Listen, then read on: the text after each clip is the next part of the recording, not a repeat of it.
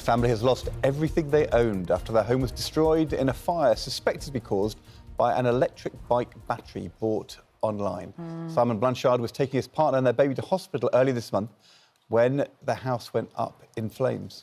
Their foster son was at home at the time, and while he was able to escape and raise the alarm, one of their pet cats sadly died in the devastating blaze. I mean, those pictures just absolutely, for anybody watching, if this was your home, I don't know how you'd get off the floor for 3 weeks. I mean, it's just absolutely horrendous. And caused by a battery. All caused by a battery.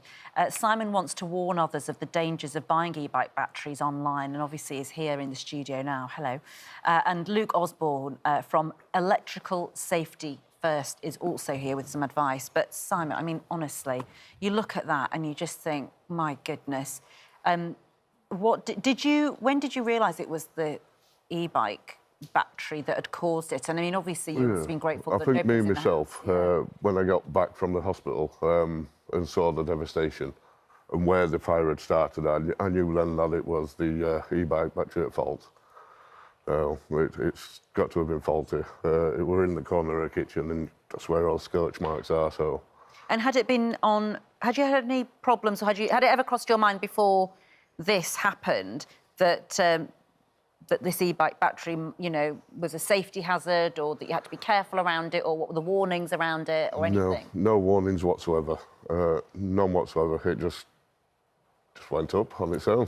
Was it the battery which had come originally with the bike, or was it a new one you'd bought? It were a new battery I bought. Bought it from Marketplace. Which is an online retailer? It is, yeah. Bought it off of there, and there were 2 brand new batteries there. And they're just no good. They need something sorting about them. 2 faulty batteries in one batch. Both of them had gone up because they were both in the same pack. Right. So it's then what's gone up and brought the rest of the fire. And at the time, of course, you were at hospital because your newborn was feeling unwell. So you were already in quite a stressful situation in some respects. Yeah. Who called you? When did you find out that the house was on fire? It was roughly about an hour into us being in hospital. One of the neighbours called me. I've got a foster son. He was actually in the home at the time. God. When it went up, and he was so brave to get out. So brave. So brave. Got out and raised the alarm. And, managed to get the fire brigade down there, get it under control and stuff like that. And did you... And what are your... it must feel completely surreal standing in the street looking at all your worldly belongings. Definitely. And the children's stuff and... Yeah, I mean, my daughter was stood there, my foster son there, both crying. All the memories have gone. We've literally lost everything. There's no memories left, and what people may say is salvageable is not, because of the smoke damage, and it's for kids, so you cannot give that to the kids. And where are you staying now? What's going on? We are all over the place at the moment. We're in 3 different properties. We just need to get all back into one family, really. It's terrible stories, Simon, for you and the family, but for so many people watching this programme, it's also, you know, a warning. And we're joined as well by Luke Osborne from Electrical Safety First. Was the problem here that they were keeping an electric bike in the house? Or was it the fact that it had a new battery which had been bought online? What do you think has gone wrong?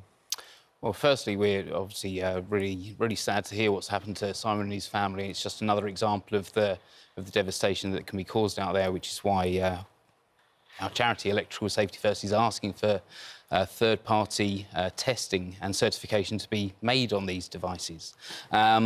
There is a danger on having charging and storing these bikes and batteries within the home, and particularly in areas that are going to stop people getting into and out of their properties, hallways and things like that. So there are considerations, but there are also... So you mean by that, if you're charging it in the hall and it causes a fire, that can be even more dangerous than in a back room? In the kitchen, as you say. Yeah, certainly. Anything that's going to stop you being able to exit your property really needs to be considered, but obviously it's often an easier place to charge. So these are lithium batteries, aren't they? Yeah. Are they a problem? If they're not sourced from a reputable manufacturer or a reputable retailer, then it is possible that they are going to be problematic. And the reason behind that is if you're purchasing from a high street retailer, they have additional safeguards that they have to meet to make sure that the products they sell are safe, whereas online marketplaces aren't recognised in the same manner. Really interesting. Yeah. But then we do so much of our shopping online, often because it's a bit cheaper. Yeah. You know, and so it's completely reasonable for people to shop around. We're told, shop around. You know, don't go for the first thing you see. You know, there's lots of competition out there. But when it comes to these sorts of batteries, you're saying what? What is your actual advice to people?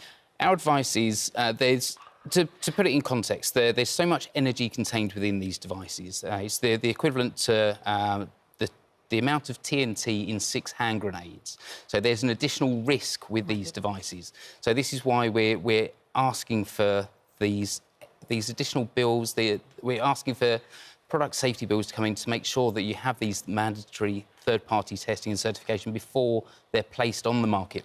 And the government is saying they're going to legislate. They said it in the King's speech. There'll be a new law. The law would mean that anybody selling a lithium battery in any place for an e-bike would have to have gone through this special third-party testing rather than at present where they don't have to. Yeah, we're really heartened to hear that this was mentioned in the King's speech. Obviously, the detail will be in the more likely in the secondary legislation coming through.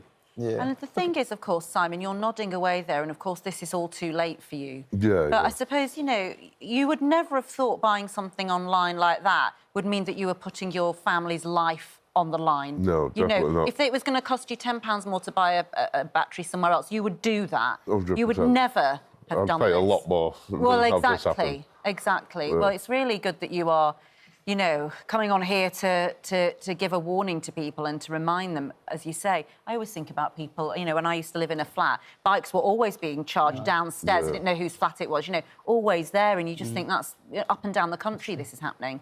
Truth is, if you're living in a block of flats or in a terraced house and you know your neighbour or somebody in the corridor has got one of these e-bikes, you kind of want to check, don't you?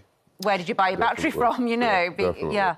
So don't buy it online, essentially, is your advice? No, you use a reputable manufacturer, a reputable shop, and so then you've got more of a guarantee that what you're buying is good. All right. And Simon, good luck with, you know, rehousing and everything. Thank and I you. suppose the only thing you can say is your family is safe. Yeah. And I hope your little daughter We're gets safe. better as well, because she was in hospital, Thank you, wasn't she? Simon. Thank you very much indeed, Luke. Thank you very much.